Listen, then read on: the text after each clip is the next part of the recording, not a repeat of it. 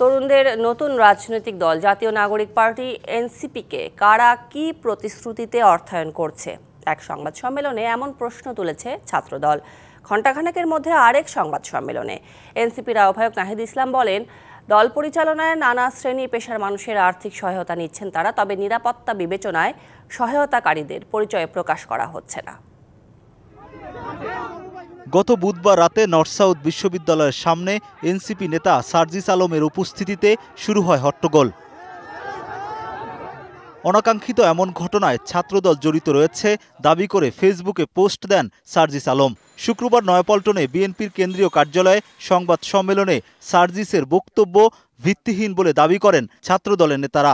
North south বিশ্ববিদ্যালয়ের শিক্ষার্থীদের বিরুদ্ধে সূত্রপাত নাগরিক পার্টি এবং গণতান্ত্রিক ছাত্র সংসদের মধ্যকার দাবি বনাম প্রাইভেট বিশ্ববিদ্যালয় নিয়ে চলমান অভ্যন্তরীণ কুন্দল থেকে কিন্তু দুঃখজনকভাবে সার্জিস আলম এই ঘটনাকে রাজনৈতিক রূপ দেওয়ার জন্য ছাত্রদলকে দায়ী করে ফেসবুকে পোস্ট করেন।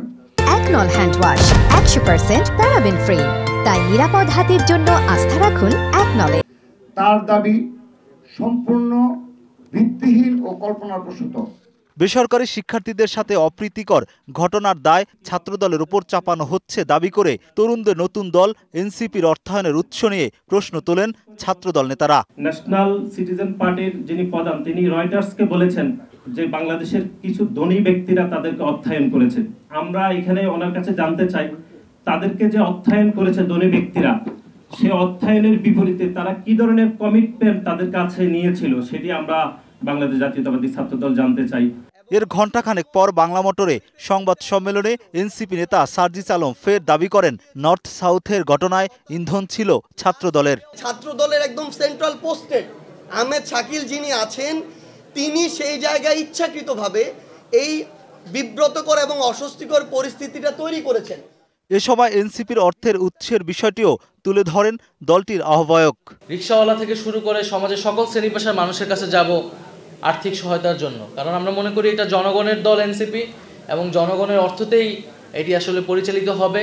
আমাদেরকে কারা সহযোগিতা করতেছে আর্থিকভাবে, আমরা যদি তাদের নাম প্রকাশ করি, তারা যে কোনো ধরনের ক্ষতির শিকার হবে না সেই নিশ্চয়তা তো সরকার থেকে দিতে হবে। আসলে সেই কালচার তো আসলে বাংলাদেশে এখনও তৈরি করা যায় না, কিন্তু আমরা চাই সেই কালচারটা হোক এবং সকল রাজনৈতিক দলই সেই সংস্কৃতি গ্রহণ করুক।